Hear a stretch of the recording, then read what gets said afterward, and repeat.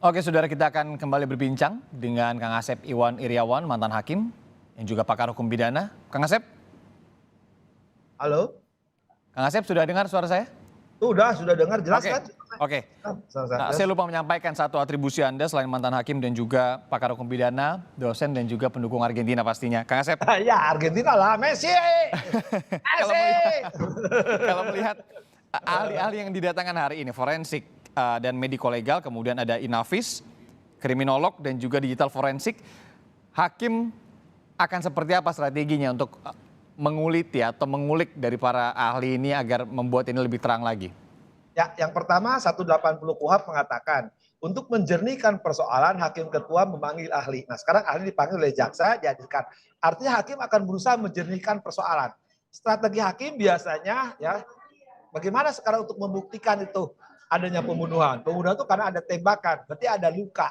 Nah, sekarang salah satu dihadirkan adalah ahli forensik. Oke. Sejauh mana luka itu dan berapa jumlahnya? Nah, pasti hakim akan tanya kepada ahli. Nah, misalkan maaf, kemarin kalau ada tembakan beberapa kali ya, lukanya berapa? Apakah pelurunya ini gitu. Nah, harus cocok. Jadi peluru yang dikeluarkan dari Glock maupun HS ya, atau senjatanya kemudian miliknya Eliezer, itu akan dicocokkan dengan jumlah luka dan jenis lukanya gitu. Itu akan nampak. Apalagi misalkan ya luka itu berapa jumlah itu yang akan menentukan, ahli itu akan ditanya. Terus kemudian ahli-ahli lain itu akan ditanya juga. Kriminolog misalkan nanti akan lihat latar belakangnya ke bawah dia lakukan. Maaf nih, nggak tidur jadi batuk terus. Minum dulu Kang Asep, Ya gimana? minum dulu. Oh udah, oh minum udah, makasih. Tadi ada kartunya. Berarti sepertinya ini ingin melihat kesesuaian ya antara jumlah luka, kemudian juga keterangan dari para terdakwa, kemudian juga dicocokkan dengan tadi ya, ada beberapa pistol yang digunakan dan tentunya ini akan terkait juga dengan barang bukti yang ada di TKP begitu ya? Ya betul. Jadi gini, nanti kan alat bukti ini ya satu saksi harus sesuai dengan saksi yang lainnya, sesuai dengan ahli ya. Kemudian juga dilihat latar belakang. Nah, di 185 ayat 6 itu akan menjelaskan latar belakang ya dari saksi, dari ahli. Nah, itulah yang akan menguatkan keyakinan hakim. Nah, sekarang kan banyak nanti ahli berpendapat tuh kan. Banyak tuh kita bisa bayar lah ahli itu ya.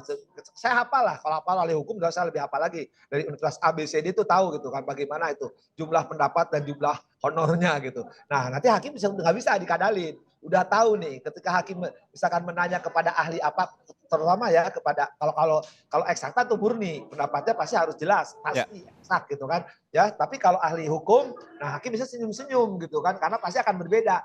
Nanti ketika ahli hukum dihadirkan ya, yang menarik mungkin komentar itu di Anda ya, karena nanti pasti para ahli hukumnya akan berbeda-beda ya, jadi sesuai pendapatan tadi. Kita lihat, saya udah prediksi dari sekarang ya, ini pasti prediksinya benar. Ahli hukum ini belum sih, kalau kita lihat ini Kamis minggu lalu kan ada dari Puslapfor, kemudian ahli biologi forensik, ahli DNA, ahli balistik, ahli digital forensik ya.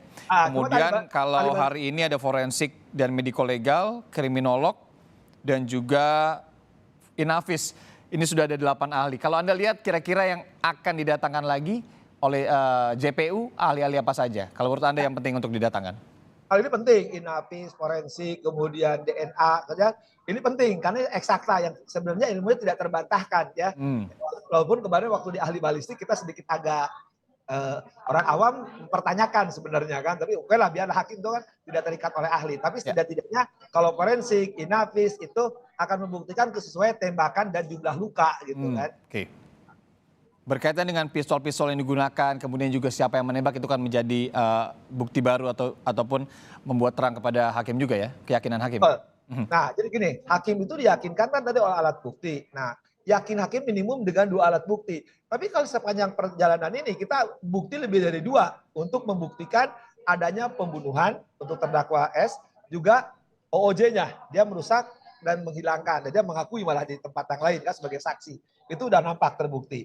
Nah, kemudian juga tadi peran PC. Peran PC ini kan yang dikatakan tadi Mas Martin kan, kok dia data petik zombie atau biasa diem saja, tidak kaget senjata, itu juga akan menentukan siapa dia. Kalau si KM maupun RR ya, nah itu jadi peran pembantuan misalkan si KM ya, ketika dia mendorongkan ke dia masuk, kan lucu misalkan pertanyaan logikanya ya. Ketika ada tembakan, kan harusnya ada yang bertindak gitu. sederhana gini, kan perintahnya dihajar. Kenapa ditembak? Malah kita akan terkejut juga pertanyaan berikutnya. Ketika ditembak lagi katanya. Dia kan KM menyatakan, ketika misalkan ditembak tersungkur nembak lagi. Loh, berarti kalau lihat senjata yang 3 jenis, masa sedang ganti senjata dia diam saja? Kan dia sedang dihormati dipanggilnya Om. Nah itu juga tidak logis. Peran ketahuan. RR juga sama yang katakan dia tidak dengar, tapi sedang menerima telepon. Tapi Romer disangkal oleh Romer. Ya itu berikutnya. Jadi peran bantuannya udah masuk. Kemudian juga peran kalau aja saya menembak karena perintah jabatan. Nah itu yang nanti menarik para ahli hukum. Itu strategi yang Anda lihat tadi bagus gitu ya. Oke, Kak Asep, kalau kita analogikan di sepak bola begitu ya, Anda mengatakan buju Argentina, ini persidangan sudah berjalan hingga pemeriksaan ahli dari JPU. Kalau Anda lihat ini akan 90 menit pertandingan sepak bola cukup atau ada extra time atau sampai penalti nanti? Akan seseru apa persidangan ini ke depannya? Ya, kalau pertandingan tadi malam kita kan sebenarnya udah unggul 2-0, permainan 2-0 udah tenang, tapi dia bertahan sehingga si Mbappe serang terus, masuk gitu kan. Nah, ini kalau dibaratkan sidang sekarang perbedaannya sama, tidak akan ada perpanjangan waktu karena detik-detik terakhir ya S sudah mulai mengalah. Cuman mengalahnya berhadapan dengan 6. Artinya sudah 2-0 ya, bertahan. Cuman ketika serangan-serangan terus ya, akhirnya posisi 2-2 kan. Nah, 2-2 sampai adu penalti.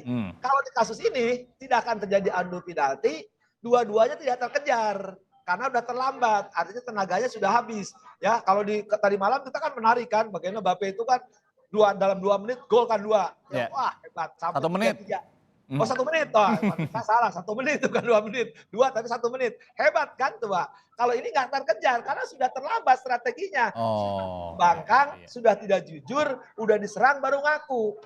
Ya, coba kalau misalkan tertekan sejak awal serangan tuh Mbappe 1 menit 2 gol kan, itu kan hebat permainannya strateginya kan. Harusnya kan si Sabo harus ngikutin pola, tapi kan terlambat, main bola aja final belakangan, ini udah duluan main. Tapi sebenarnya kan, maaf ya saya katakan, bagaimana permainan bola, serangan-serangan bola, serangan pertahanan, serangan kiri kanan, penyerang, tengah, kapten bermain.